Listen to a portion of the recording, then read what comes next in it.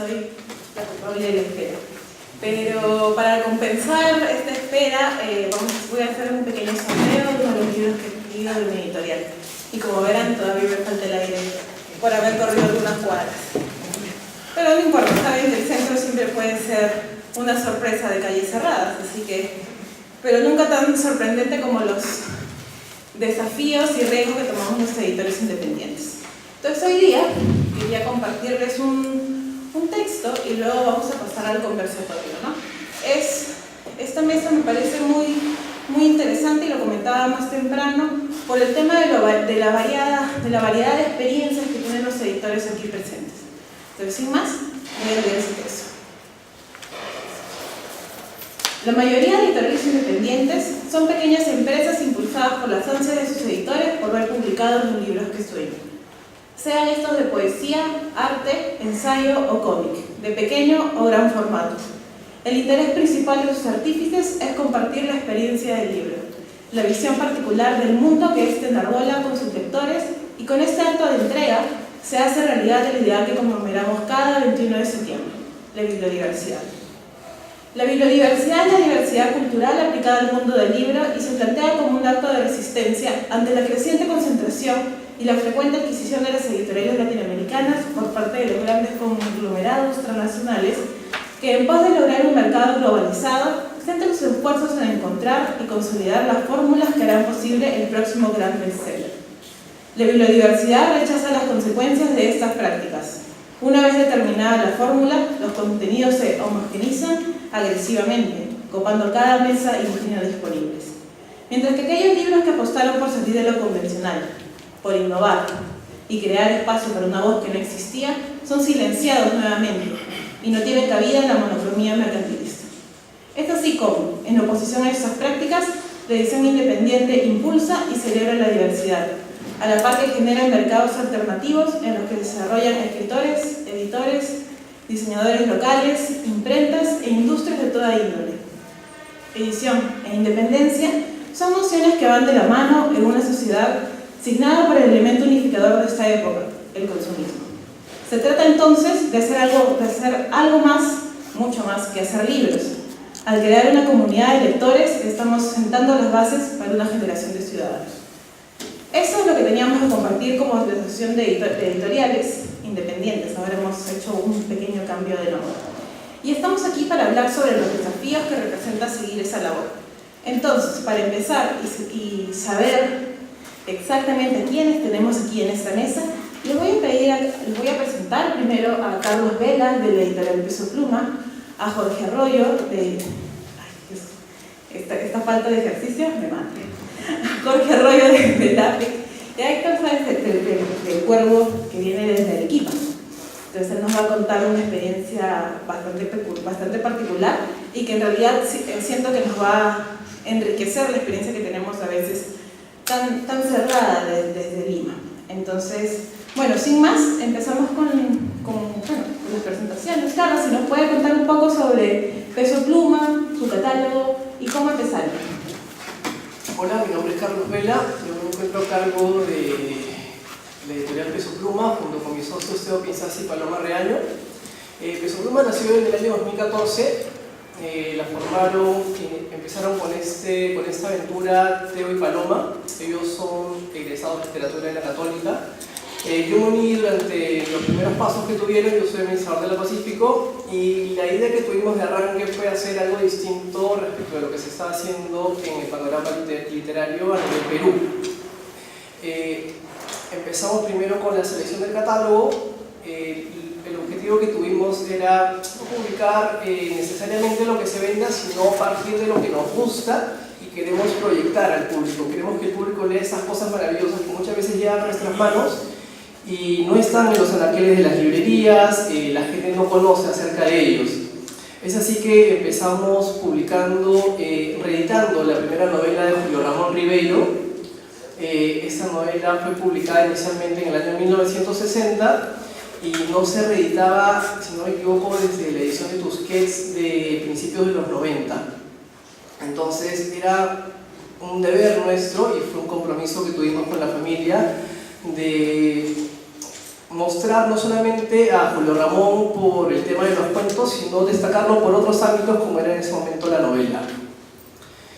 Luego fuimos seleccionando la diversidad de nuestro catálogo, no solamente fijándonos en los títulos y en los autores, también fijándonos en la materialidad de los libros. Nosotros somos muy fetichistas en ese aspecto, cosa que nos diferencia de, por así decirlo, las grandes editoriales que, como lo ha mencionado Silvia, producen generalmente en masa y pierden estos detalles que para nosotros resultan muy valiosos.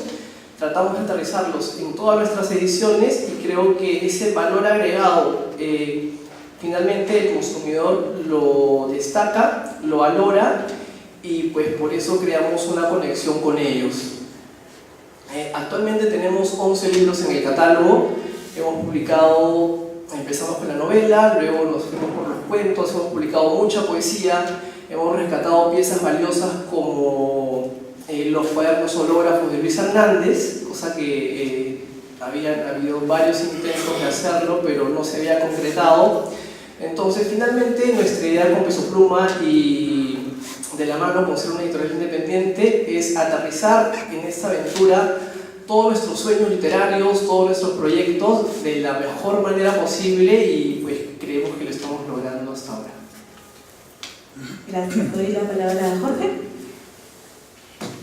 Buenas noches, un gusto estar aquí y agradezco a la Casa de la Literatura y Editores Independientes por la invitación. Y lo que yo quiero es plantear algunos temas de reflexión en torno al gran tema que es el que nos convoca, que publicamos como editoras o editoriales independientes. Y quiero hacerlo a partir de lo que es mi ejercicio profesional, que no es exactamente el de la edición o de la editorial, sino más bien de un trabajo que desarrollo hace muchos años en el campo del desarrollo. En el mundo actualmente solo existen 12 países de los cuales se puede decir que tienen bienestar generalizado a nivel de por lo menos 90% de su población.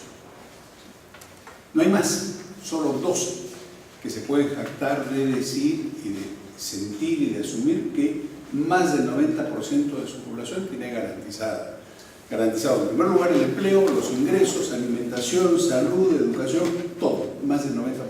¿Sí? Estos 12 países no tienen pobreza en los términos que nosotros la conocemos, tienen problemas con más o menos un 4% de su población marginal y tiene otra característica y otra connotación distinta a lo que es ser pobre. Y estos 12 países tienen un elemento central en común. Es una presencia del Estado completa. El Estado está en todas partes. El Estado está para garantizar que efectivamente más del 90% de su población tenga bienestar. ¿Qué significa esto? Holanda es uno de ellos, por ejemplo, uno de los 12 países. En Holanda no existe educación privada. Es un tema que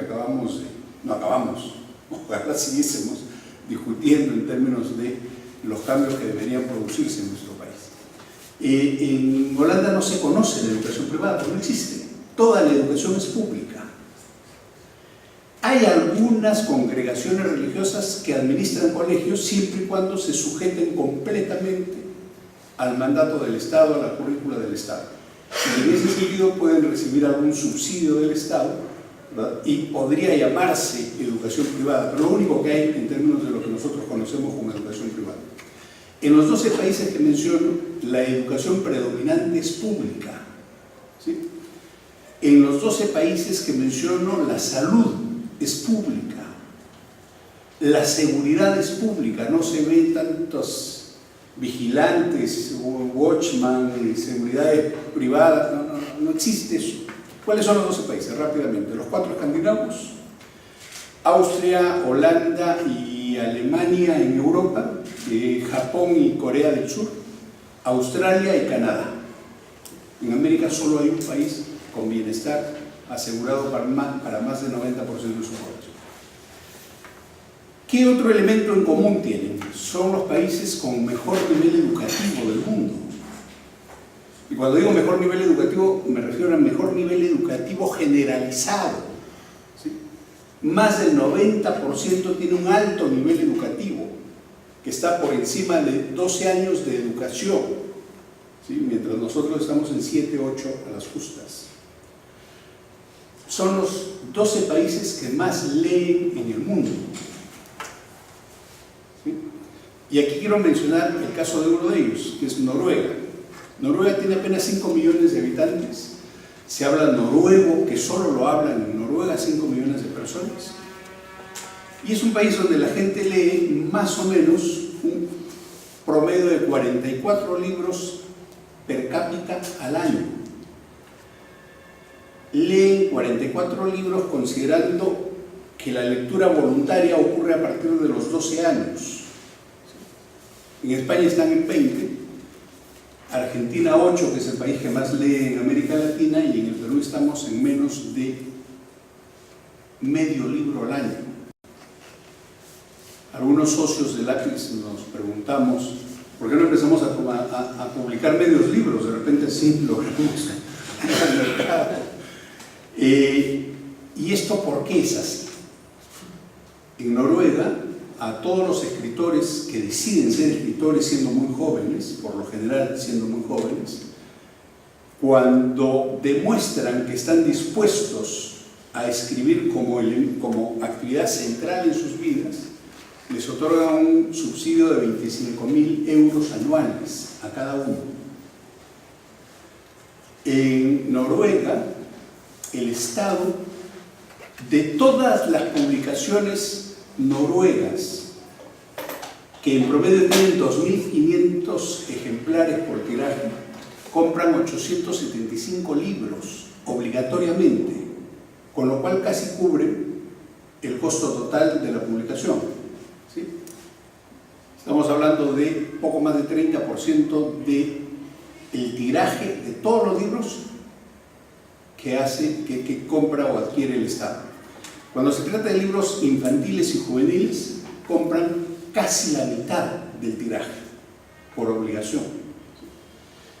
En Noruega, la presencia transnacional, por el tema del idioma, aunque el consumo de libros en inglés es muy alto, no es tan fuerte, sin embargo es grande. La presencia del libro transnacional o de la editora transnacional más o menos cubre 60%. En el Perú se calcula que eso está en más o menos 80%. ¿Sí? ¿Qué significa esto? Que el otro 40% lo cubre la editorial independiente. Así como en Noruega hay editorial independiente, así exactamente ocurre en los otros 11 países.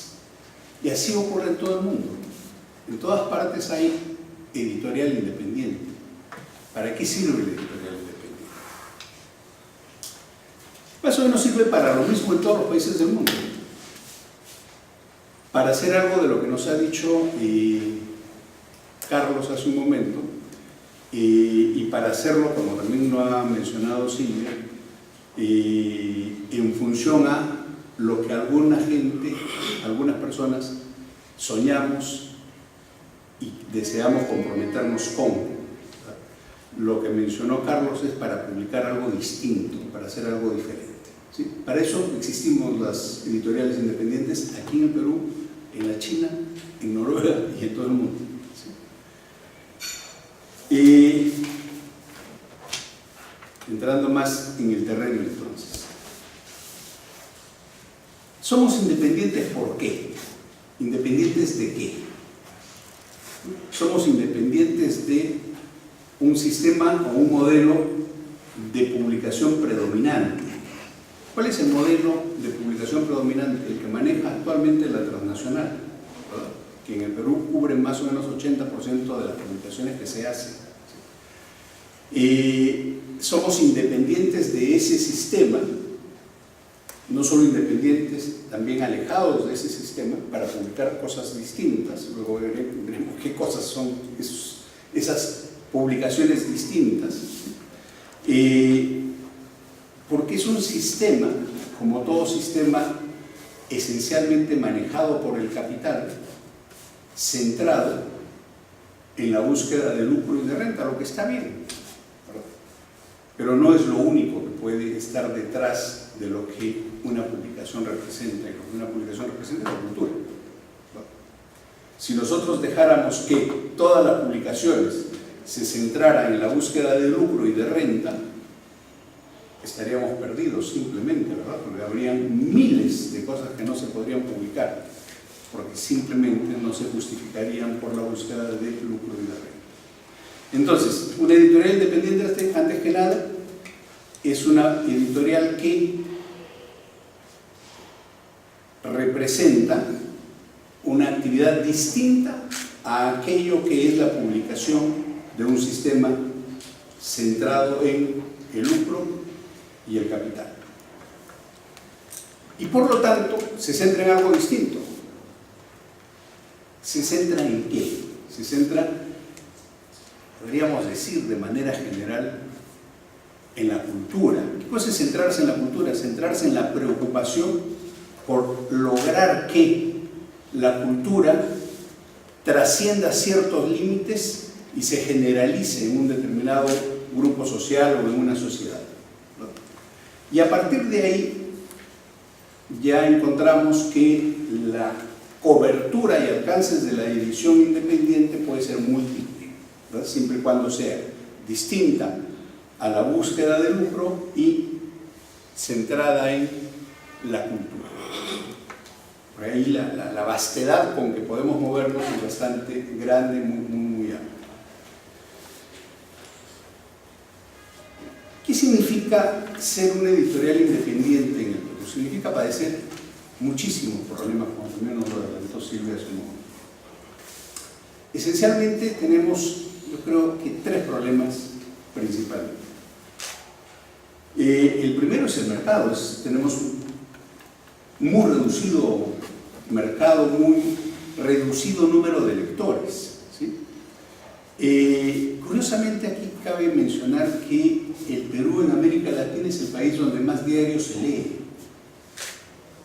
Y digo curiosamente porque si se lee diarios, ¿por qué no se leen libros? Porque representan algo totalmente distinto, ¿verdad? Sobre todo los diarios chicha, que son la mayoría, ¿verdad?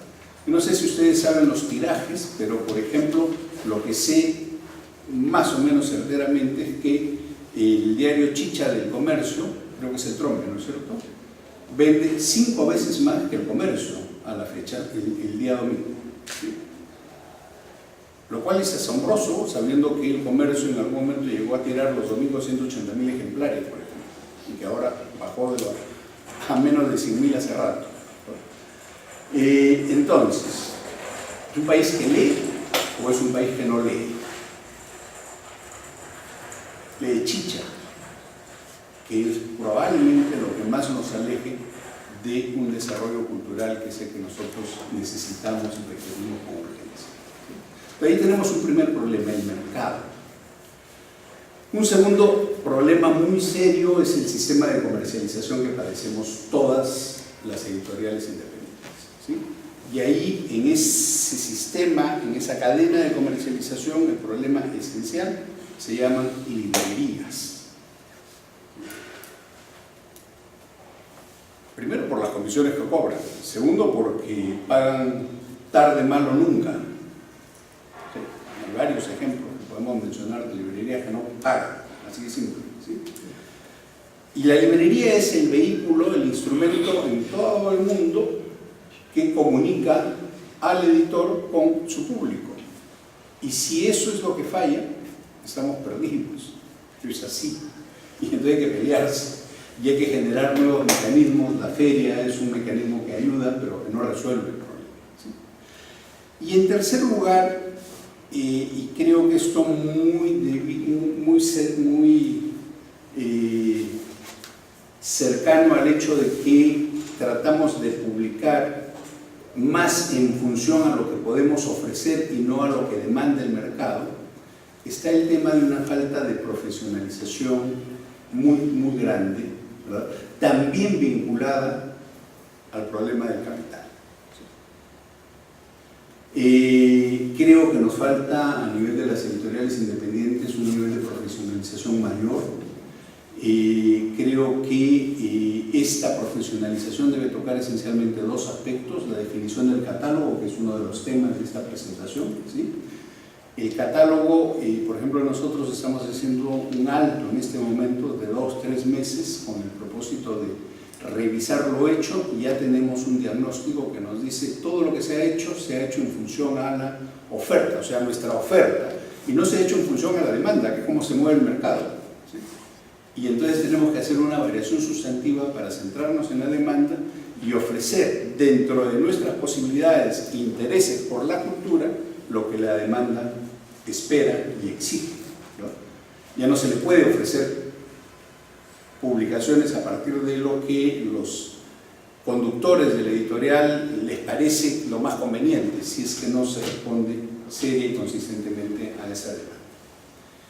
Creo que nos falta profesionalización en términos de la gestión, sobre todo de la gestión comercial, ¿sí? Creo que ahí podemos hacer todavía mucho. Y en todo esto creo que el Estado, y nosotros especialmente, no podemos negarle la responsabilidad que tiene el Estado en todo esto. El Estado tiene un papel fundamental, ¿sí? Por eso la importancia de que esta actividad, por ejemplo, la realice la Casa de la Literatura, que es una instancia del Estado, de las poquísimas instancias del Estado que se preocupan por el tema de la literatura y de los libros en el país. El Estado puede hacer mucho.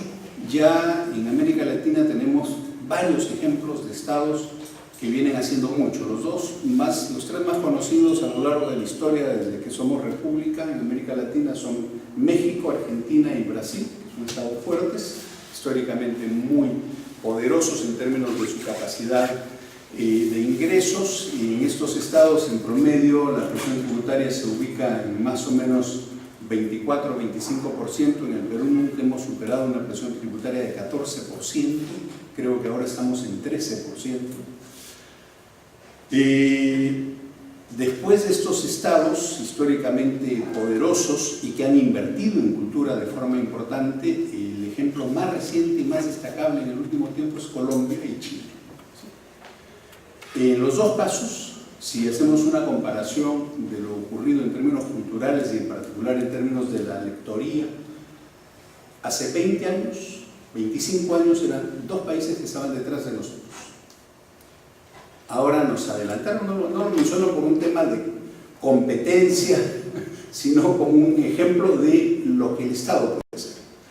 Y este cambio ocurre en Colombia y en Chile porque la presencia del Estado en la promoción de la lectura pasa a ser una presencia de suma importancia y decisiva. En ambos casos se licitan compras masivas de libros, por ejemplo, ¿sí?, que benefician desde luego con la intencionalidad directa a las editoriales independientes, ¿sí? ¿Qué más puede hacer el Estado aparte de las compras masivas? Tenemos nosotros yo diría que ejemplar modelo de plan lector, pero desgraciadamente lejísimos de las editoriales independientes, pero está manejado eso no de casualidad, por empresas muy grandes, ¿sí?, que son las que monopolizan el mercado de plan lector y nos dejaron fuera totalmente, ¿no? Y eso tiene que ver con el Estado y con la capacidad que tiene el Estado para normar y cambiar la reglamentación de esto, como para que podamos nosotros acceder con mayor fuerza en todo lo que es plan lector. El Estado tiene además la posibilidad, no vamos a pedir que haga lo de Noruega, que es comprar a todas las editoras independientes un 30% de sus tirajes, pero por lo menos tiene la capacidad, por ejemplo, de facilitar la normativa para que efectivamente nos exoneremos del IGB, cosa que es imposible actualmente. Nosotros hemos peleado N veces con la SUNAT y no hemos podido en ningún momento librarnos del IGB. Creo que sin el Estado va a ser muy duro que avancemos. Y por lo tanto, ahí el planteo que se nos ocurre a nosotros desde el API es que tenemos que presionar para que el Estado opere con una intencionalidad mucho más decidida en favor de lo que debería ser un plan nacional de fomento, promoción de la lectura. Yo lo dejo hasta ahí para no... Decía que son algunas ideas para la reflexión, básicamente. No, está buenísimo presentar el contexto, porque es un contexto además que en los años que EIP está activo no ha cambiado mucho, o sea, ha dado pequeños pasos y hemos encontrado aliados, como es el caso de la Casa de Literatura, para impulsar no solamente políticas públicas, sino nuevos espacios de encuentro con el lector. Pero antes de pasarle la palabra a Jorge, quería pedirte que por favor presentes un poco a LAPIX, que nos cuentes desde cuándo empezaron y cuál es el fin de su catálogo. Perfecto, sí. A ver, nosotros arrancamos en el 2012 y tenemos 25 publicaciones.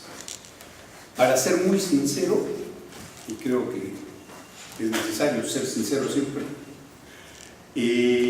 vivimos más que de nuestras publicaciones de la distribución de libros. Uno de nuestros socios es dueño de Biblioteca Abraham Valdelomar, que tiene 85 títulos, y entonces nosotros nos hacemos cargo de la distribución de los libros de Abraham Valdelomar, que es con lo que realmente nos mantenemos a la fecha, ¿sí?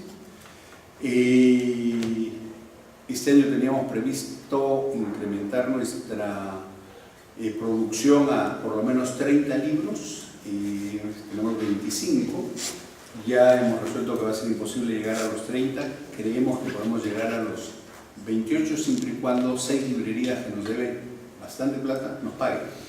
No puede ser difícil, al menos 2 casos. La idea original de LAPIX, a la que vamos a regresar en esta revisión que estamos haciendo ahora, fue la de publicar ensayos, actualidad política y divulgación, libros de divulgación, ¿sí? Hechos para el Perú. Quiero decir, hay muchos libros de divulgación, por ejemplo, sobre filosofía, sobre sociología, sobre distintas ramas de la ciencia. Sin embargo, no son hechos en el Perú, entonces se nos ocurrió que podíamos y debíamos pensar en algo hecho para el Perú. No lo hicimos, nos quedamos esencialmente en los ensayos, incursionamos mínimamente en la narrativa, tenemos 4 novelas publicadas. Decidimos desde el origen no publicar poesía, aun cuando tenemos el libro de Raúl Deusto, que es un libro maravilloso, hermoso, realmente a nosotros nos parece que es un lindo libro y uno de nuestros mejores aportes, pero es probablemente con 2 más que tenemos los libros que menos vendemos. Aparte de eso, hemos publicado 2 libros de política, uno de actualidad política, que es un hermoso y importantísimo libro, que es un aporte de Óscar Ugarteche con Ávila de la Universidad Autónoma de México sobre la crisis financiera del 2008. Realmente es un libro ejemplar, que lo recomiendo más allá de que esto haya sido editado por LAPIX, porque es un aporte muy importante a lo que es el entendimiento de la política, ¿verdad? Parte del análisis de la crisis financiera del 2008, pero en realidad es un análisis político de lo que pasa en el mundo. Y el otro es un análisis de Sinesio López sobre el gobierno de Alan García, el segundo gobierno de Alan García. Y ahí nos quedamos, ¿no? Principalmente hemos sacado ensayos y dentro de ensayos, y aquí voy a hacer una autocrítica, hemos sacado reportajes rearmados, reeditados por los autores, crónicas, que en algún momento fueron publicadas en diarios. Nos parece que eso no va más, en realidad creemos que la gente no lee ni se siente atraída por esto, ¿sí? Sin embargo, hemos sacado muchos de estos libros, creo que han sido 8 del conjunto que tenemos, y no sentimos que esto funcione. Ahora estamos terminando de hacer el análisis para ver hacia dónde nos reorientamos, pero sí, ya les puedo adelantar que vamos a trabajar narrativa con autores jóvenes principalmente, ¿sí? Vamos a insistir en el tema de análisis de actualidad política por el interés que nosotros tenemos, los socios, en el tema político, vinculado obviamente a la situación actual del país, que me parece todo un desastre. Y en tercer lugar, vamos a trabajar con ensayos, pero en otra dimensión totalmente distinta a esto de reproducir artículos, crónicas publicadas previamente en diarios, revistas, etcétera, para darle una orientación distinta. Muchas gracias. Jorge, vamos a pasarle el micrófono.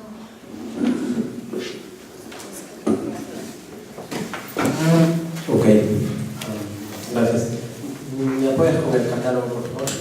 Bien, yo he traído, buenas noches primero, ante todo.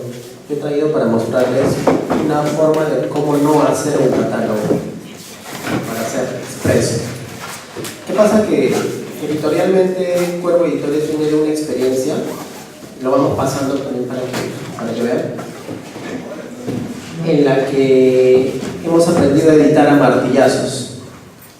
De alguna manera, editar a martillazos significa que, viniendo incluso yo de una formación en literatura, nuestra malla curricular de la Universidad de San Agustín, para los que han tenido la oportunidad de visitarla, está sentada en las bases de la crítica literaria. Entonces, nuestros docentes en San Agustín tienen la pretensión de, no sé, de estar pues ahí nadando en la revista de crítica latinoamericana, ¿no? Están buceando allí. Alejados están del mundo real, y sería bueno que busquen la escuela de literatura ahora en la Universidad de San Agustín. No la van a encontrar, porque simplemente ya no tiene espacio físico. Los estudiantes de literatura hacen clases en geofísica y matemática. O sea, la incapacidad de involucrarte con el mundo real ha hecho de que ni siquiera tengan espacio real donde estudiar. Lo dejo ahí en el aire, eso. Me parecen muy interesantes los datos que ha lanzado aquí mi antecesor en la participación, porque eso mismo que están tentando ellos, también nosotros lo estamos visibilizando a tientas. Si ustedes pueden revisar, pon la siguiente, por favor. En el caso de Cuervo Editores, nosotros hemos centrado nuestro catálogo en algo que no debería centrarse en catálogo, que es en los autores, en las necesidades de los autores. Nuestro catálogo está hecho para satisfacer al autor, no al lector. Finalmente, nuestro primer cliente para sobrevivir como editorial se había vuelto el autor, porque el autor venía y pagaba por lo que quería editar con nosotros, y nosotros le dábamos una mano, a veces una gran mano cuando el texto era realmente malo, o a veces solamente una manito de gato cuando era un buen texto. Seguimos pasando, por favor, para que chequen un poco. Y también hicimos algo, que es comprar títulos, lo que no usualmente se hace aquí, pero que fue un hito interesante para ver qué valor intelectual tiene el trabajo. Hay un editor en Arequipa que se llama Carlos Rivera, tengo mucho respeto por él. Él fue el propietario de ese sello editorial, Texao Editores. Un apasionado editor, diría yo, pero que también no iba más allá de la visión comercial de una editorial. Pasa en muchos casos que los editores se emocionan con sus proyectos y terminan en la bancarrota, con muy pocos soles en el bolsillo y con muy poca formación comercial para convertir toda esa ruma de libros que están en almacén en dinero. Como lo mencioné antes, las librerías no pagan, y los libros independientes no entran a comercializarse en las grandes superficies. En este caso, todas las cadenas retail. Les cuento un poco mi experiencia. Yo vengo de trabajar en el sector comercial más o menos 2 años. Trabajé tanto en Crisol, en Entel y en DirecTV. Entonces he estado en retail todos los días de los últimos 2 años de mi vida, y conozco muy bien la mecánica. Pero ahí no estamos nosotros. Deberíamos. Al menos, bueno, he visto Altazor en Z, y por ahí Estruendo Mudo en Crisol, ¿no? Y otros editoriales también. Sigamos pasando, por favor, para que más o menos chequen. Como ven, Cuervo es, entre una de sus bueno, tiene entre una de sus series a lo que llamamos al loco editor de poesía. Y el editor de poesía, pues yo creo que es un poco un idiota, un poco un genio, porque se permite descubrir a buenos autores, ¿ya? Hay gente con muy buena pasta que está ahí escribiendo, pero por la cual nadie apostaría un solo sol, y ellos, los editores de poesía, lo hacen. Otro aspecto del catálogo que no hicimos fue el determinar el tema de las series y colecciones, pues como no nos fijábamos en las necesidades del lector, nos saltamos con garrocha, ¿no? esas clasificaciones que son necesarias para determinar sobre todo un buen segmento o varios segmentos del mercado y estar en la capacidad de generar nichos, que creo que es lo que todavía muchos editoriales andan todavía tocando a tiendas. Hay un dato peculiar, mientras seguimos pasando y vemos lo que ha producido Cuervo. Lo que menciona el participante anterior es muy cierto. Los países del primer mundo también tienen otro dato relevante que yo también traía para compartir. Las 50 editoriales más poderosas están justamente en estos 12 países. Y quiere decir que su mecánica capitalista también es fuerte e increíblemente ya nos lleva a la delantera en lo que creemos necesitamos como biodiversidad. Y les digo por qué. Seguimos pasando, por favor. El comercio del retail o el comercio detallista se basa en tener la mayor diversidad de productos para un cliente. Entonces, si ustedes van al centro comercial y buscan fideos, van a encontrar marcas y fideos, hasta fideos veganos, pero que ya se venden en retail, ¿no? O sea, en los centros comerciales, desde pequeñas superficies hasta grandes superficies. Entonces, el hecho de que las grandes editoriales estén comprando pequeños sellos editoriales obedece a esa tendencia, a que el gran capitalista sabe que en la diversidad está el negocio. Ante esto, nosotros como editoriales pequeñas, ¿cómo estamos atendiendo esa necesidad? Como buenos fratricidas, los peruanos, no nos hemos dado la molestia de unirnos, y yo agradezco que a mí me hayan invitado esta vez porque es un acto de unidad, ¿no? Ese gesto especial que nos permite comunicarnos e intercambiar ideas, ya no con los mismos de siempre, sino con otras personas, ¿no? Para ya no escucharnos a nosotros mismos en nuestros círculos, sino también escuchar que hay más por allá. Entonces el capitalismo ya lo olió esto y ya lo está haciendo. Lo que hacen en España, por ejemplo, y que también ya nosotros lo estamos aprendiendo, es federar a las editoriales, ¿no? Y nosotros ya lo estamos también viendo como una necesidad. El EIP lo vio como una necesidad, pero nosotros no lo veíamos en su momento y siempre andábamos observándolos y observándolos hasta que entendimos que también era una necesidad. Seguimos pasando. De articular sobre todo a las pequeñas editoriales, y ahora, a manera de necesidad de profesionalización, también es invitar a las editoriales que están con esas falencias, ¿no? De cómo armar un catálogo, de cómo conseguir la idea del libro, la idea de mercados, y también el tema de distribución, porque no estamos atendiendo eso, no estamos enseñando que entre los editores, o no estamos visibilizando que entre los editores hay distribuidores, y que quizás esos editores deberían especializarse, ser más distribuidores y ser más agresivos en el trabajo de distribución y trabajar el tema de la colocación de los productos, ¿no? Y el manejo de los stocks. Ahí hay mucha plata. El retail es el mercado, el negocio de la distribución en grandes líneas, y es el que más dinero se lleva incluso que el productor. Entonces nosotros nos estamos estrellando como editoriales ante la necesidad de cubrir todo el proceso productivo, que es algo tonto en realidad. Porque el editor, tú lo ves yéndose a ferias, a festivales, sudando la gota gorda, cargando las cajas al hombro para llegar al lector, cosa que no debería hacerse. Y eso demuestra la falta de conocimiento de trabajo comercial que tiene el editor peruano, ¿no? Hace un momento me entrevisté con Luis Company, que es un distribuidor de aquí de Lima. Entonces yo le digo, en realidad tiene que haber como 1000 Luis Companies para que empiecen a distribuir y le toquen la puerta a las librerías que te están debiendo plata, porque tú no lo vas a hacer, tú no eres un negociador, de repente no tienes las habilidades para hacerlo. Seguimos pasando, y es bueno que nosotros apostemos por la construcción de una industria editorial. Como ven, ese es un poemario católico. Tenía poemas de recopilaciones de poemas sacros, de la poesía sacra. Ahora, a mí me preocupa mucho también que en la construcción de nuestros segmentos, o en la visibilización de nuestros segmentos de mercado, no consideremos la gran diversidad de la literatura.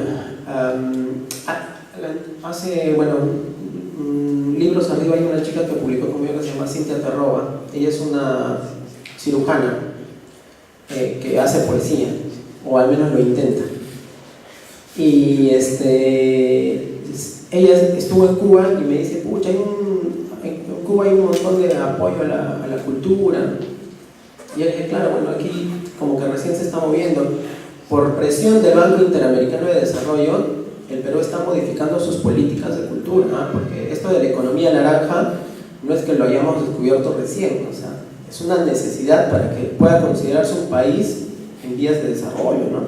Para que tenga pues un futuro, un porvenir, económicamente hablando. Entonces, nosotros tampoco como editores seguimos pasando, no hemos aterrizado en que somos startups, ¿no? Somos emprendimientos en realidad, y por eso la vemos tan difícil en el proceso. No lo hemos aterrizado porque la labor editorial es tan especial, intelectualmente hablando, que no concebimos que nosotros pues podemos ser empresarios, ¿no? Nosotros no somos empresarios, ¿eh? Es lo que creemos internamente. Nosotros somos intelectuales.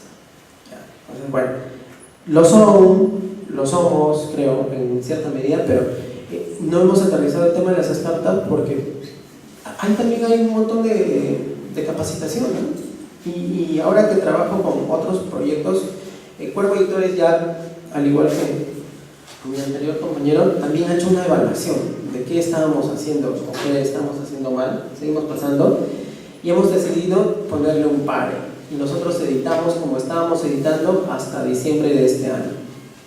Y nos vamos a tomar 3 meses para hacer una reevaluación de todo lo que hacemos. Y eso significa tomar las encuestas de 2 años que hicimos en 2 ferias para evaluar el gusto y la preferencia que tienen los lectores, y también para revisar estadísticas, que hay muy pocas. En todas las ferias tratamos de ver cuánto ventas, ¿no? Pero nos dan números, o sea, nos dan números por volumen. Pero ahí están pues los libros españoles, los saldos, ¿no? Que se venden allí, pero no visibilizamos cuánto de nuestros libros independientes se están vendiendo. Entonces nos falta revisar indicadores allí, ¿no? ¿Cuántos? ¿Dónde? ¿No? ¿En qué segmentos de la población se están vendiendo más? Finalmente, yo creo que, y ese es el propósito de haber venido aquí, los incito a cambiar el chip. Es un cliché cambiar el chip.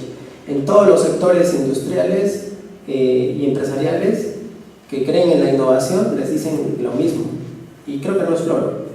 Creo que en realidad tenemos que sentarnos y reentender el proceso de editar, incluso de distribuir, ¿eh? O sea, porque como yo lo dije alguna vez, o sea, si llega el momento en el que creo que no siento que tengo la capacidad de seguir editando porque no creo que haga bien el proceso editorial, daré un paso al costado y haré lo que me gusta de manera secundaria, que es distribuir libros. Entonces, si mis pares, editores, hacen buenos libros, con gusto yo los comercializaría, porque ahí también el distribuidor ve cierta satisfacción económica. Lo pasamos para que vean, y finalizo en que, bueno, la diversidad nos permite, la biodiversidad nos permite tener una idea de humanidad, ¿no? Y ahí sí seguimos siendo humanistas, seguimos pasando. La especie humana es diversa y necesitamos atender todas las literaturas, ¿ya? No solo las literarias propiamente dichas. Entonces, alguna vez, hace 2 días durmiendo al lado de mi esposa, y mi esposa con la psicosis de los terremotos, se me ocurrió lo que hacen los periódicos también, porque la prensa, no olviden, es hija de la galaxia de Gutenberg, ¿no? de los albores de la impresión. Hay un señor en Arequipa que se llama José Alberto Imaña. Él vende sus libros de autor en las combis. O sea, carrea duro el tío. Carrea duro porque eso es su sustento principal. Y alguna vez, mirando a otro señor que estaba en correo, que hacía un montón de crucigramas y pupiletras, seguimos pasando, me di cuenta de que, oye, ¿por qué no hacemos unos libros de crucigramas y pupiletras, pero con temáticas puramente de literatura, historia, filosofía peruana? Por ahí, para que, o sea, no solamente estén llenando cosas referentes a la historia, literatura, universal. Seguimos pasándolo. Entonces ahí me di cuenta que hay lectores a los que tenemos que educar, atender y entender, sobre todo. Bueno, si lo siguen pasando, para finalizar, hay buenos libros, hay malos libros y hay cooperación y bueno, hay mucha necesidad de cambio. Gracias por oírme.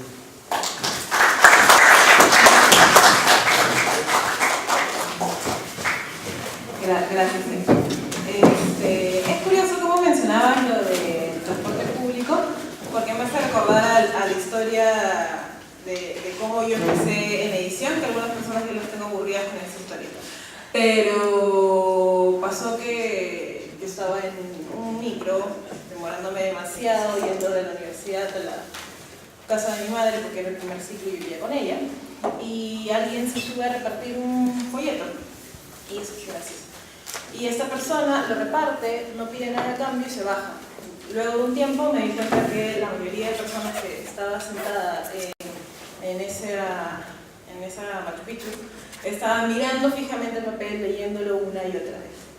Entonces, para alguien que todavía no hacía su traslado a la carrera de literatura y estaba pensando vías en cómo hacer tangible esa intuición que tenía, me prendió el foquito y dije, ¿por qué no acercar lo que uno desearía que más personas pudieran leer?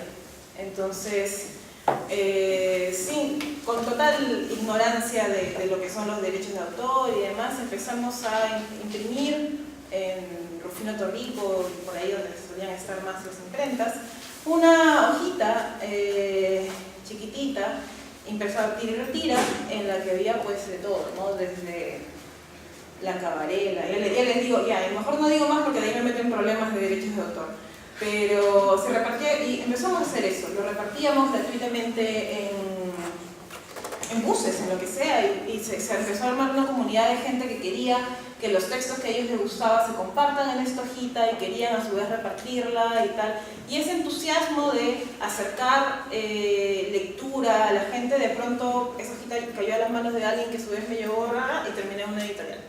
Entonces, ese tipo de cosas que a veces pasan, esa historia, ese entusiasmo grande que uno puede sentir cuando descubre la vocación de editar, por lo general luego se transforma en sentarse con una o dos personas o con su conciencia a pensar en qué líneas de trabajo desea desarrollar en este editorial.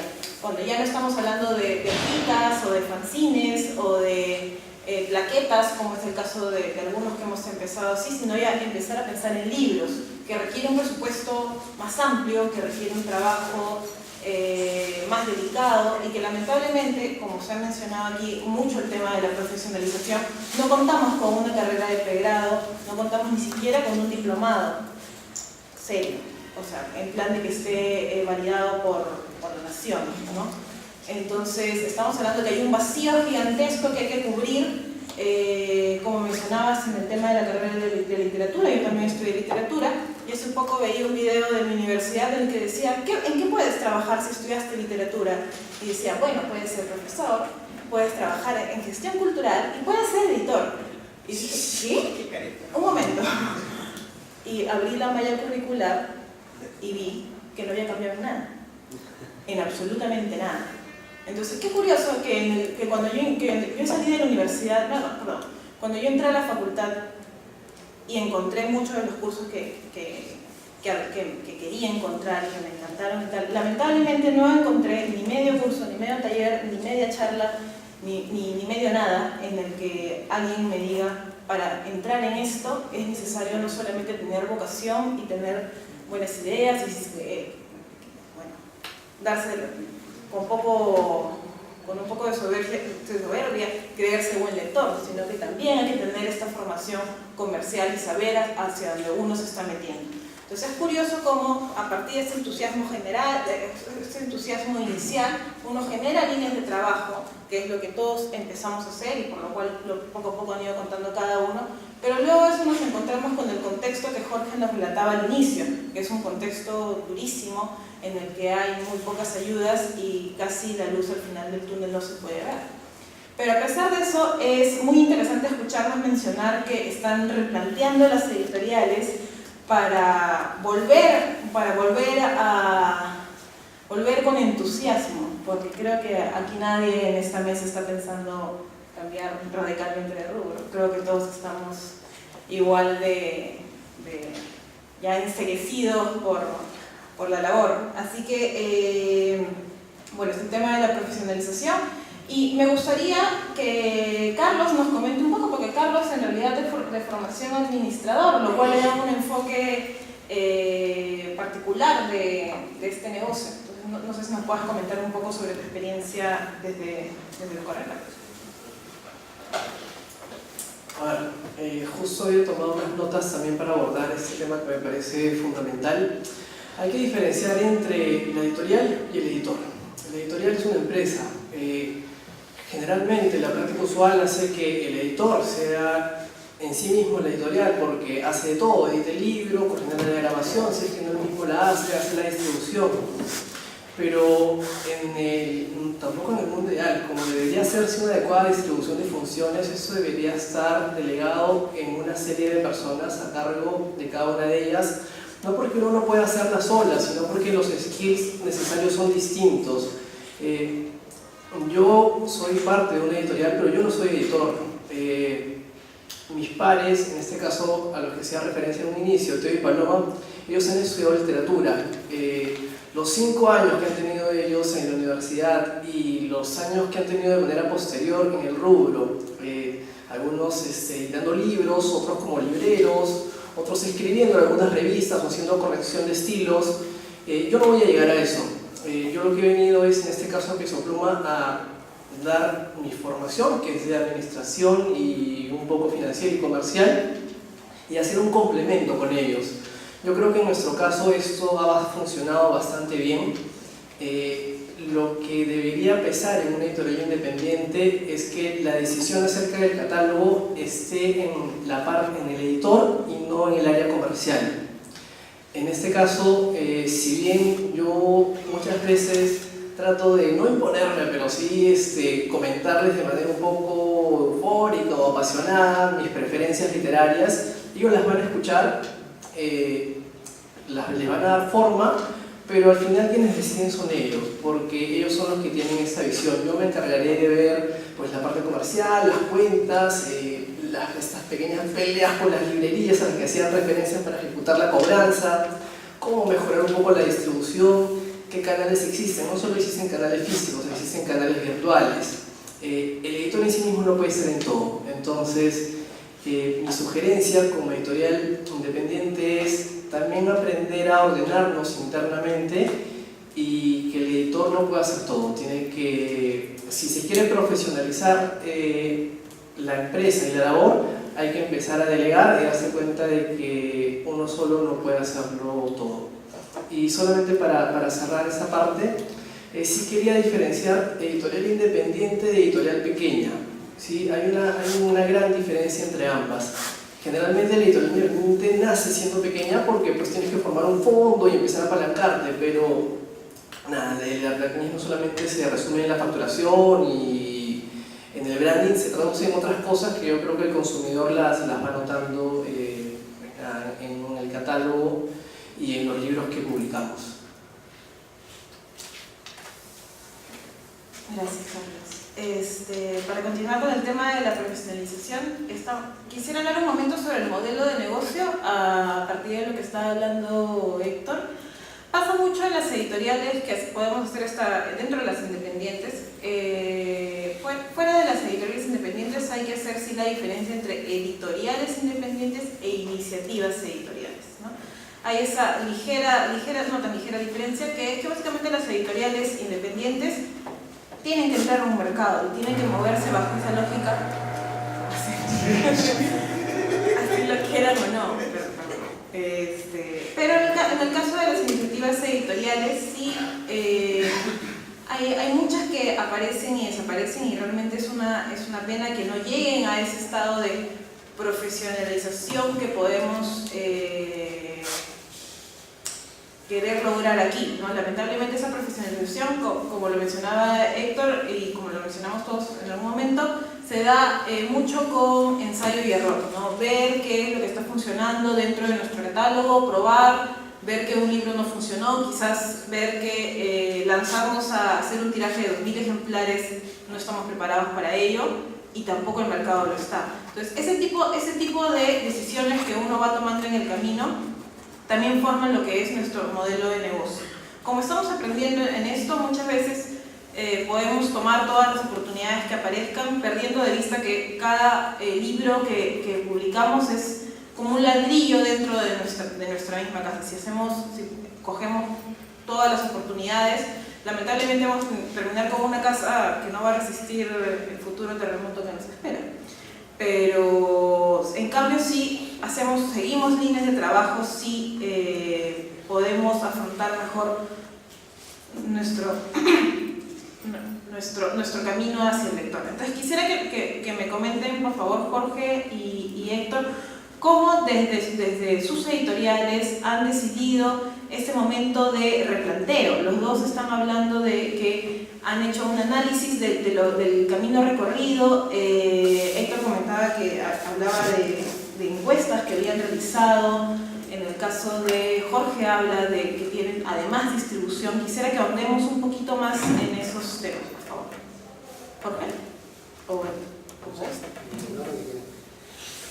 Ya, bueno, en ese proceso de evaluación nosotros, y digo ahora nosotros porque antes decía yo, si bien Cuervo Editores arranca con 6 socios, 5 de los socios son poetas y son educadores. Entonces, para vivir la educación, enseñar en colegios es un excelente sustento continuo, y la poesía es un mal necesario en sus vidas, pero la edición no estaba en su agenda inmediata y me dejaron solo en el barco. Yo he juntado ahora un grupo bastante interesante. Trabajo con 2 diseñadores y una contadora que también es abogada, y nos hemos juntado, y también es poeta, y uno de los diseñadores es publicista. Entonces, ya con un grupo más heterogéneo, nos hemos sentado a repensar un poco el destino de la editorial. Hicimos 2 encuestas en 2 ferias en 2 años diferentes, que nos permitió medir un poco las preferencias del público lector, al menos de nuestra ciudad, y de un segmento determinado, ¿no? En un universo también, ¿no? En una muestra también específica. Y ya tenemos más o menos determinado cuál sería nuestro rumbo editorial ahora, y una de las colecciones que pretendemos sacar está relacionada a la literatura empresarial. No, o sea, no solo Nano Guerra puede publicar libros relacionados a lo empresarial, o Arellano, marketing. Vemos que también dentro de los profesionales del campo empresarial hay mucha gente que quiere comunicar sus ideas y compartir sus iniciativas, ¿no? De proyectos editoriales. Por ahí ha salido, ¿no? Uno de los proyectos que ya más o menos tenemos concreto. Y lo que hemos determinado es que hay que hacer planificación estratégica. Si no tenemos un pensamiento estratégico y no preveemos lo que vamos a hacer durante todo el año, a cuántas ferias asistir en todo el año, y no solamente colgarnos a todas las que se pueda, ¿no? Como lo dijo Silvia, o sea, traer ladrillos a la casa y pegarlos y pegarlos y pegarlos, y luego nos sale, ¿no? Un World Trade Center, pero deforme. Ahora, evaluar eso, ¿no? Evaluar la viabilidad incluso de tomar las oportunidades. ¿Qué oportunidades debemos tomar y qué oportunidades debemos de dejar.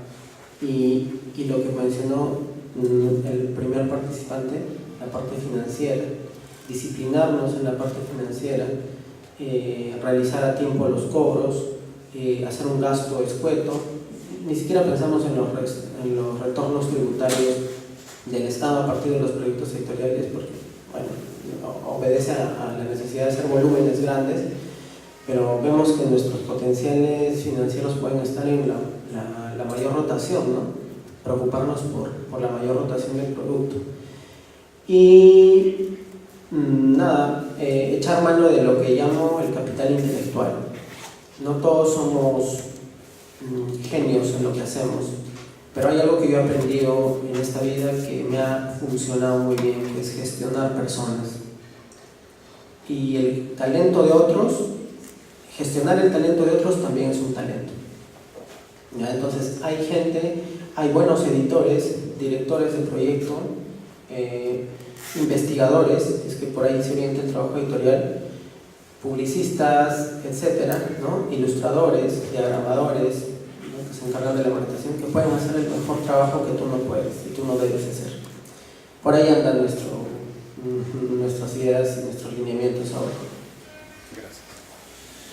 Sí, en nuestro caso, la evaluación que hemos hecho ha sido muy sencilla. Hemos evaluado ventas. Tenemos poco más de 100 títulos en venta desde hace más o menos 3 años, 2 años y medio. Y por lo tanto, nuestro primer referente es qué es de lo que tenemos publicados y en distribución lo más vendido. ¿Sí? Eso es básico. Y ahí lo que encontramos es que hay principalmente dentro de las publicaciones que tenemos 2 grandes rubros que se venden más. El primero, para sorpresa nuestra, es el que tiene que ver o el que nos acerca a los clásicos peruanos. ¿Sí? Lima la Horrible nos ha salvado a nosotros, por ejemplo, en 2 oportunidades. ¿Sí? Y en el caso de Abraham Valdelomar, que tiene muchos más clásicos, nosotros solo tenemos 1. Podríamos decir que Ribeiro también lo es, que también nos ha ayudado mucho. Pero me refiero a clásicos, qué sé yo, autores de la primera mitad del siglo pasado, por ejemplo. ¿Sí? Y en el caso de Abraham Valdelomar se repite la historia. Los clásicos son los que venden mucho. ¿Sí? Como para preguntarse por qué no pensar en una versión actual de Populibros, por ejemplo, ¿no? Realmente ahí habría, y esto es como para que lo pensemos en editores independientes, ¿no? Lo segundo más vendido es narrativa, ¿sí? Definitivamente es lo segundo más vendido, y a partir de ahí el resto se vende muy reducidamente con diferencias notables entre una y otra cosa en función a quién es el autor, por ejemplo. ¿Sí? De los libros estos a los que me he referido, con crónicas o artículos rearmados, y aun cuando han sido reeditados por los autores, el que más ha vendido es el de Alonso Cueto, ¿verdad? Porque es una persona conocida, una persona que logró ubicarse en general, pero por ejemplo no es un libro que podamos decir que ha sido el más vendido, y comparativamente con sus novelas no hay punto de comparación, o sea, no hay forma de comparar. ¿Sí? No ha sido algo que para nosotros, como pensamos inicialmente, podría habernos ayudado muchísimo. ¿Sí? Eso es básicamente. Tenemos pendiente unos focus group, en realidad el nombre es pretencioso. Vamos a hacer reuniones de trabajo con gente amiga, seguramente muchos de ustedes van a ser invitados a participar en esto, para que les presentemos el diagnóstico inicial que hemos hecho y a partir de ahí conversemos sobre este tipo de cosas. ¿Sí? Una última referencia en torno a lo que mencionó Carlos, si me permites, ¿sí? Muy rápida, en esta asociación entre editor independiente y pequeña empresa, que efectivamente, como lo ha mencionado Carlos, no es lo mismo, sin embargo hay una relación estrecha, ¿verdad? Por lo general los editores independientes somos pequeña empresa y en algunos casos microempresa. Sin embargo, la reflexión que quiero dejar sentada es la siguiente. Los editores independientes, decía hace un momento, existen en todo el mundo y son necesarios. Somos necesarios. Y hay editores independientes que pueden crecer mucho y mantener su condición de editor independiente. Y hay muchos ejemplos en España, por ejemplo, muy valiosos. Quiero decir, no se trata de dar el gran paso a ser grande para dejar de ser editor independiente. No se trata de eso, por eso la asociación con el tamaño de la unidad productiva es importante, ¿verdad? Quiero decir, ser editor independiente o editorial independiente es una condición en la que si uno se encuentra adecuadamente y bien, vale la pena continuar. Gracias. Quisiera hacerles una pregunta a todos, en realidad, porque sé que quizás en el público hay alguien que es escritor y se pregunta ¿qué significa cuando una editorial me responde que mi libro no encaja dentro de las líneas editoriales? Que es una respuesta común que uno suele dar cuando no desea trabajar un manuscrito. Y eso responde en realidad detrás de esa respuesta típica que todos manejamos, hay dos respuestas en realidad. Una es, no nos gustó, la calidad del texto no nos parece buena, que es la verdad de la milanesa. Y la segunda es que realmente el libro no tiene nada que ver con nuestro catálogo de acuerdo a lo que nosotros consideramos que queremos sacar. A mí me pasa que dentro de mi sello a veces me llegan libros de nutrición, que no sé si es como una burla o algo. Pero también me llegan libros de poesía y yo no edito poesía. Entonces es curioso a veces cómo los autores se acercan a las editoriales, a veces sin considerar la importancia de los sellos que estas editoriales trabajan. Entonces quisiera preguntarles, ¿con qué criterios ustedes juzgan un texto? ¿Juzgan un proyecto que llega a ustedes? Si todo el catálogo que ustedes han ido construyendo es algo que ustedes han activamente buscado, o si también al recibir un proyecto, ¿cómo lo alinean dentro de los sellos que ya manejan? El otro día conversábamos con Carlos la dificultad a veces de un sello cuando empieza a crecer y empieza a recibir todas estas propuestas. Algunas pueden sonar muy tentadoras, pero pueden también ser muy alejadas del núcleo que uno pensó, de la línea de trabajo que uno planteó, y empieza a crear sellos, ¿no? Y los sellos terminan siendo a veces traicioneros porque uno termina con 5 sellos y un libro en cada una. Y no, de nuevo, son ladrillos que uno está no colocando dentro de un catálogo que lo fortalezca y lo haga un especialista dentro de lo que desea hacer, si no está avanzando hacia ningún lado. Entonces, nada, compartamos un poco cuáles son nuestros criterios para aceptar proyectos, porque incide mucho dentro de cómo construir un catálogo, que es el tema de esta mesa. No sé quién quiere empezar.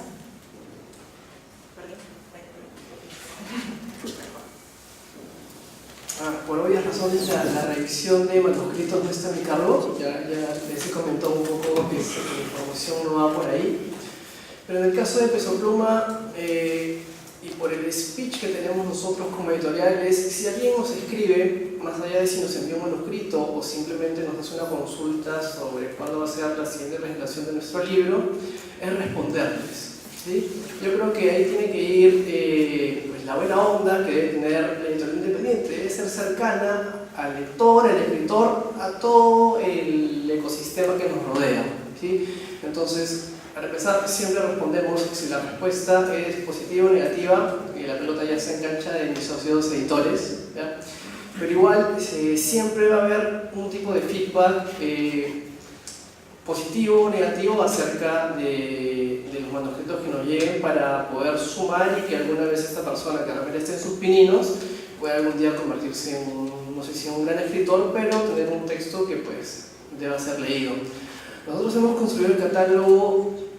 Nos han llegado muchos manuscritos, nos siguen llegando frecuentemente, y algunas cosas no las hemos buscado, y pues han salido proyectos formidables como nuestra línea de pensamiento, que ahorita tiene un título, pero esperamos fortalecerla los siguientes meses. Y pues nada, es eso. Y en el caso de proyectos que hemos buscado, pues es incidir con cosas que nos gustan. Porque, como les comentaba, hay que ser apasionados para ser en este mundo, hay que ser apasionados para hacer realidad las cosas con las que soñamos. Luis Hernández es un ejemplo concreto de eso. No teníamos relación, entonces pues, buscar a la familia, ver cómo se consiguen los derechos, todo por el lado formal, ¿no? Firmar un contrato, que queden claras cuándo van a ser los pagos de regalías y todas estas formalidades, entre comillas, pero que son buenas para poner todo en blanco y negro y no hayan malos entendidos entre las partes.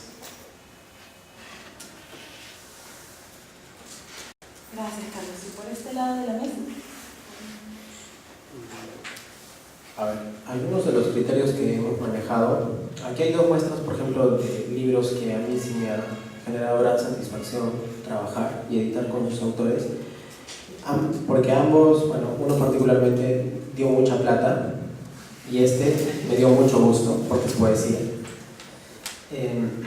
Pero en ambos hay un criterio que se cumplió cuando se les aceptó y lo enviaron como borrador al correo electrónico. En Cuervo pasa lo mismo, hay una gran empatía con el cliente, con el primer cliente que es el autor, y se le hace un feedback de lo que también manda, y hasta en determinado momento se le deriva a otra editorial que tenga un perfil, ¿no? Cuyo catálogo tenga un perfil más adecuado a lo que esa persona quiere publicar. Entonces nosotros normalmente trabajamos sobre cierta base de coherencia y cohesión y unidad en los textos de las personas que quieren publicar. Y también una muy bien definida capacidad para enunciar el discurso, ¿no? O sea, hay textos cuya potencia está en lo que quieren decir, pero como que el autor todavía no encuentra la forma. Y por ahí la experiencia de tus lecturas, ¿no? Como editor, te permite sugerirle algunas formas de tratar el texto, dependiendo del género del que se esté hablando, ¿no? Como el autor.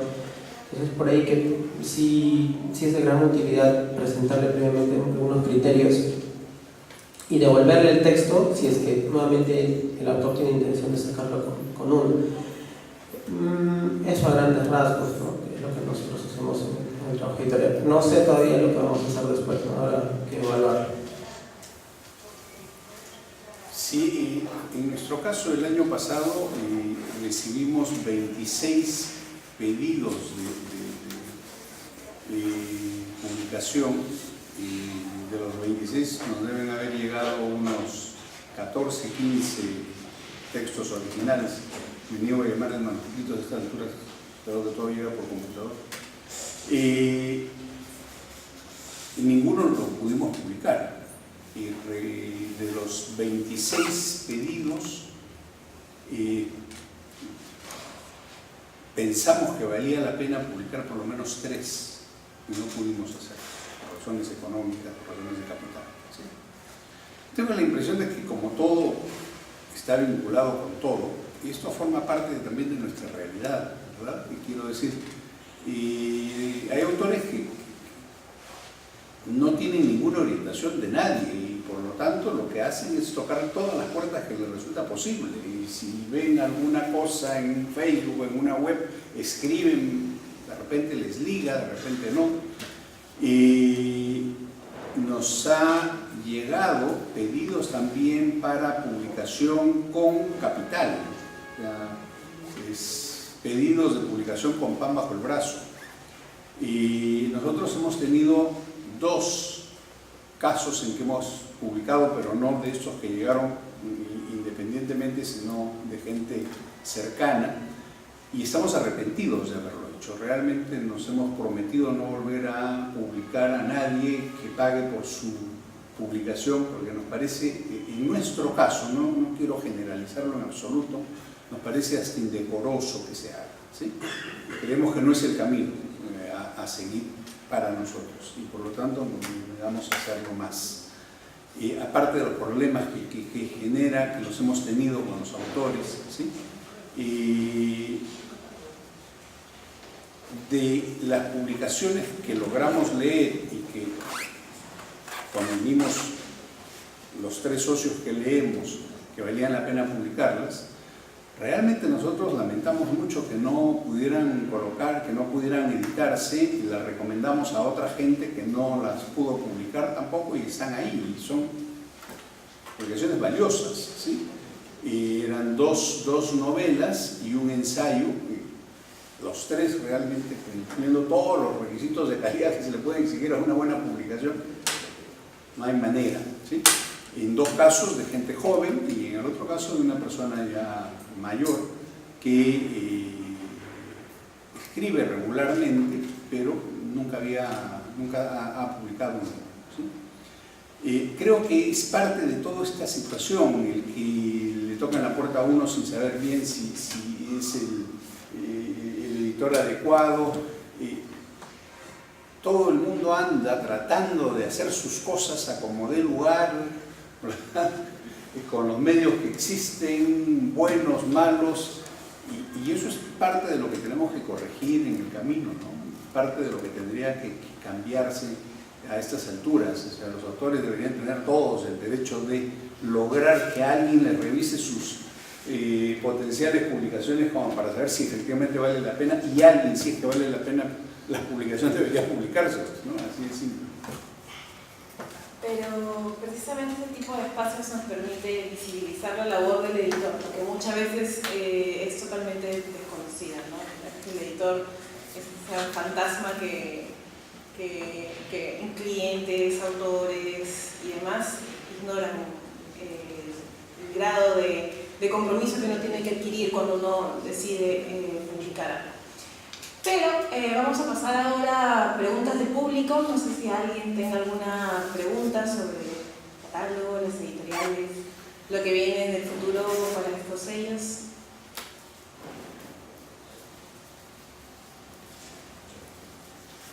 La promoción de los libros que publican, ¿cuáles son los retos, cuáles son las fortalezas, cuáles son las estrategias?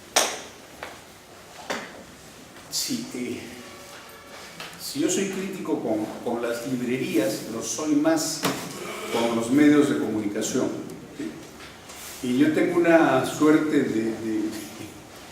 esto es por mi obsesividad por ciertas cosas, una suerte de evaluación objetiva de las reseñas que se sacan en por lo menos 4 medios regularmente, ¿sí? Reseñas de libros, ¿sí? Porque en el país no hay crítica en general de arte, no hay, de letras tampoco, no hay. En algún momento tuvimos crítica, a estas alturas no hay crítica propiamente, ¿sí? Entonces hablamos de reseñas. Y más de 80% de las reseñas, en un periodo de 2 años más o menos que yo he logrado controlar, son de libros de las transnacionales. Y eso es realmente terrible, ¿sí? El problema, además, lo traslado por ejemplo, a la Feria Internacional de Libros, donde hay una evidente preferencia por promover sobre todo los libros de las grandes transnacionales, ¿sí? Y las presentaciones de las grandes transnacionales. El papel que jugamos nosotros es apenas ahí para llenar espacios, me parece. ¿Sí? No ven las cifras, es clarísimo. De otro lado, el método de acceso a los medios es terrible, hay que rogarles, ¿sí? Los medios deberían comprar los libros. Eso pasa en el mundo, en los 12 países que les he mencionado, nadie regala libros. Los medios compran los libros, el reseñador y el crítico compra el libro. En este país hay que regalar y rogarle al periodista para que haga una reseña. Realmente es miserable inclusive, ¿sí? Entonces es terrible. Nosotros estamos trabajando con las redes, Facebook en particular, que nos funciona bien en las presentaciones.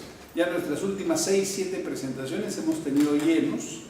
Estamos hablando de 80, 100 personas. Y estamos seguros, porque no hemos podido evaluarlo, pero estamos convencidos de que la inversión en redes, la mayor ha sido de 35 soles, 37 soles, nos ha funcionado.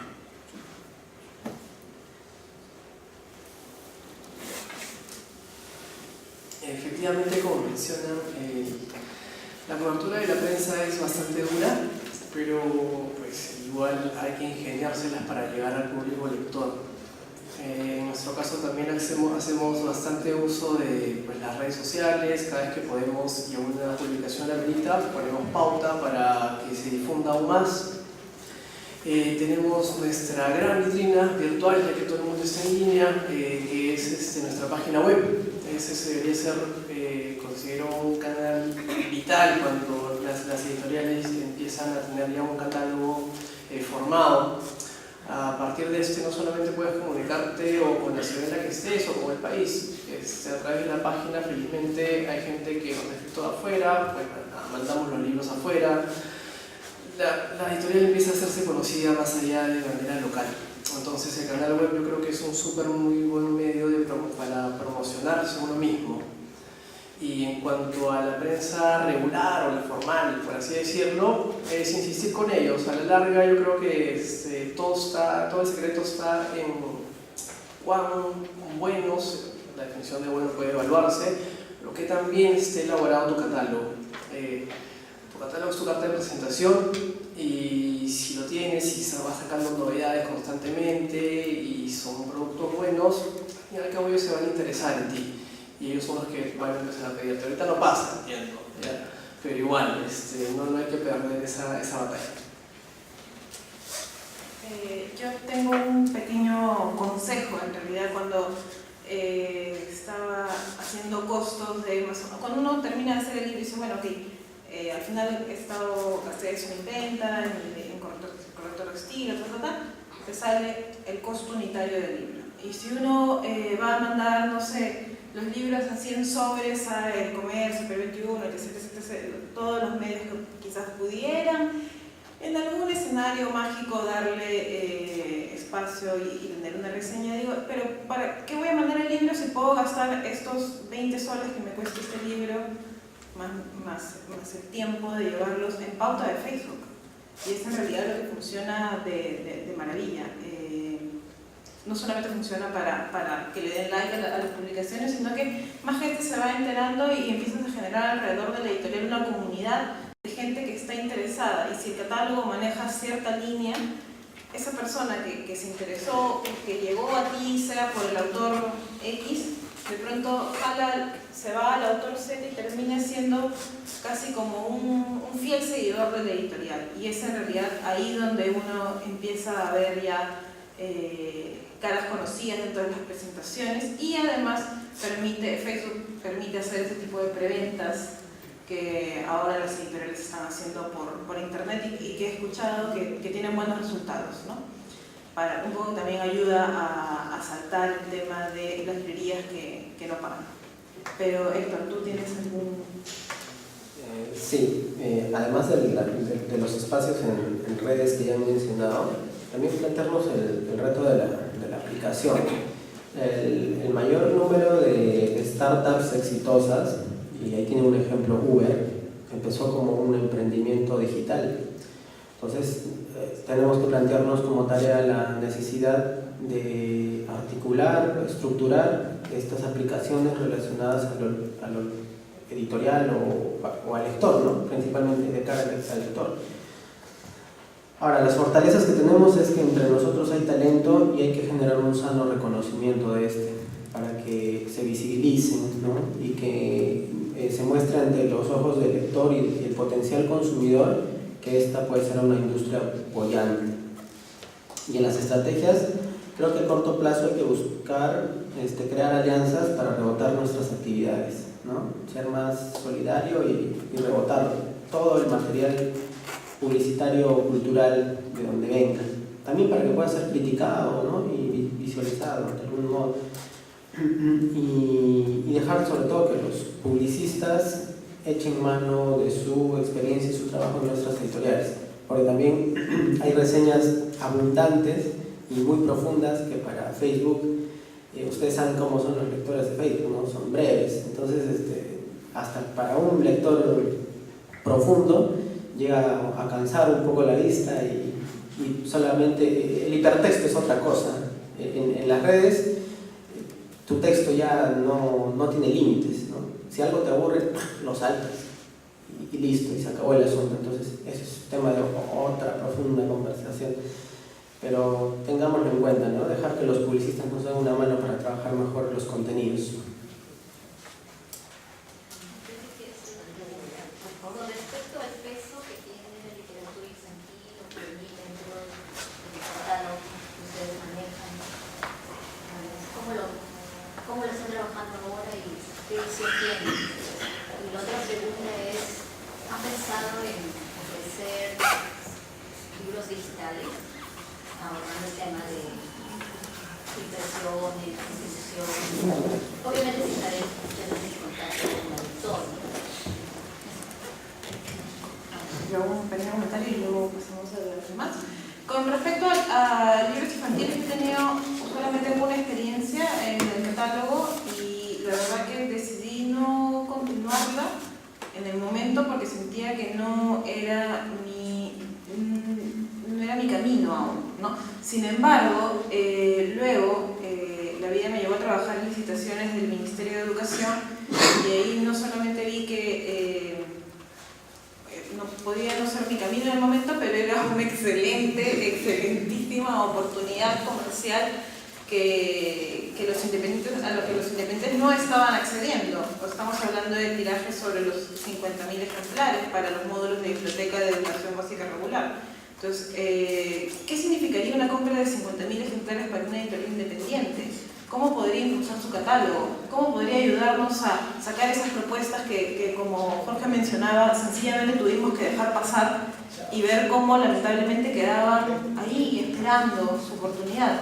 Ese tipo de oportunidades, sin duda, son cosas que cuando uno las ve y las ve pasar en su cara y lamentablemente ve que no beneficia a la edición local, es muy duro.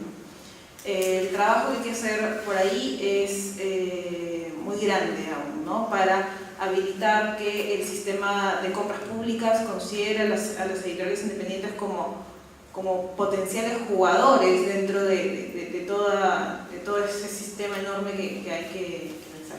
Pero con respecto a los libros digitales, en mi caso siento que mi apego al papel me ha enceguecido con respecto a esa puerta. Pero sin embargo, como aún las cifras de venta no resultan lo suficientemente atractivas, lo estoy dejando pasar. Sin embargo, sé que es un error. Y por ahí alguien en la mesa sabrá totalmente decir que estoy equivocada. Así que les doy la palabra quizás a Carlos. A ver, en cuanto a libros infantiles, alguna vez estuvo dentro de nuestros planes, por temas de tiempo y pues, proyectos que se superponen uno sobre el otro, no los sacamos adelante.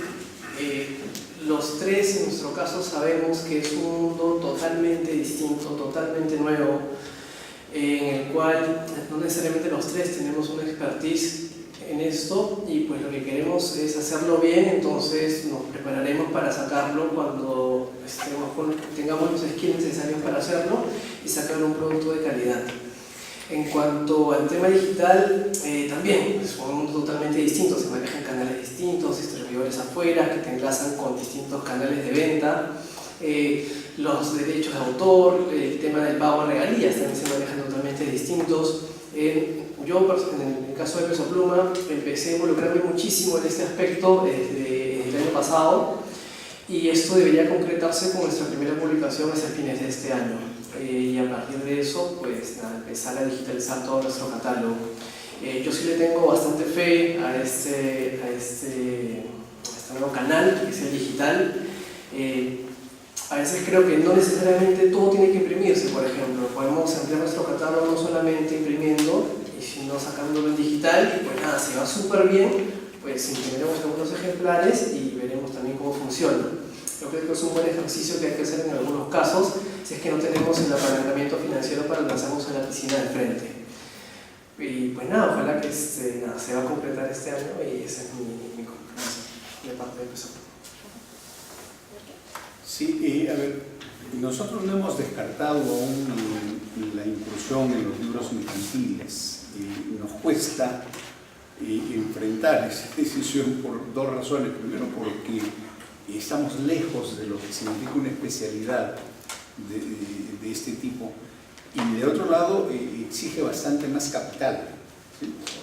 Y esto lo tenemos todavía sobre la mesa, dado el hecho de que el libro infantil en el Perú es un libro que se vende bastante, ¿sí? Cumpliendo ciertas características. Aquí la información que nosotros manejamos es básicamente de los vendedores, no tenemos información cierta.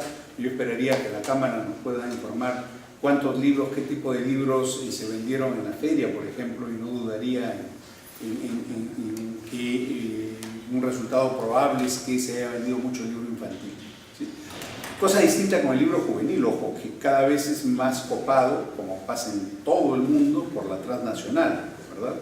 Porque el libro juvenil está amarrado a una promoción transnacional que es controlada lejos de lo que podemos hacer los editoriales independientes, ¿sí?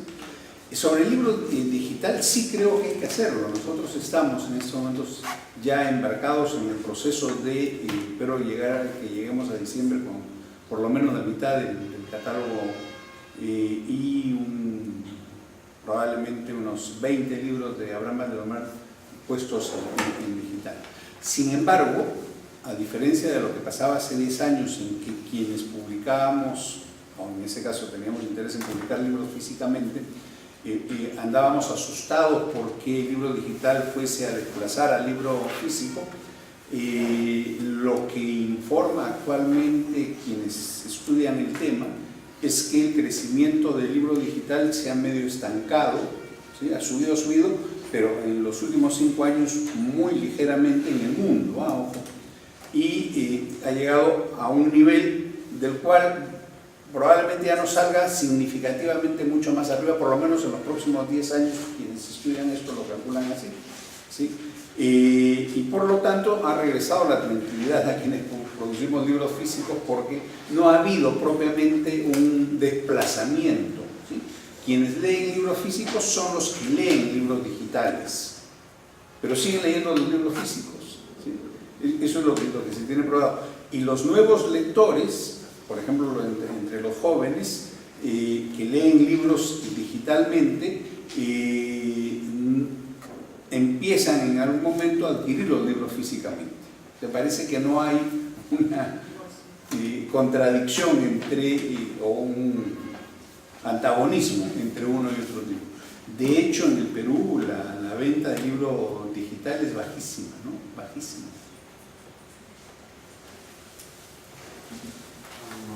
Justo en relación al libro digital hay una conferencia de Miguel Ángel Garrido Gallardo, que es un español, y hay un dato interesante, ¿no?, comparativo de la realidad de Francia. Dicen los datos que en un reciente congreso el profesor Singh del año 2013 adujo de la encuesta de libros digitales en Francia en marzo de 2013, que 2/3 de los lectores de tales libros declaran que no han cambiado sus hábitos de lectura, y además creen que cuanto más libro digital leen, más libros impresos consumen. Y el 58% piensan que su uso de libros electrónicos permanecerá estable. Reafirmando, ¿no?, lo que anteriormente dijeron, no hay un peligro infundado en la aparición del libro electrónico, que en realidad ya desde hace 40, 57 años, ¿no?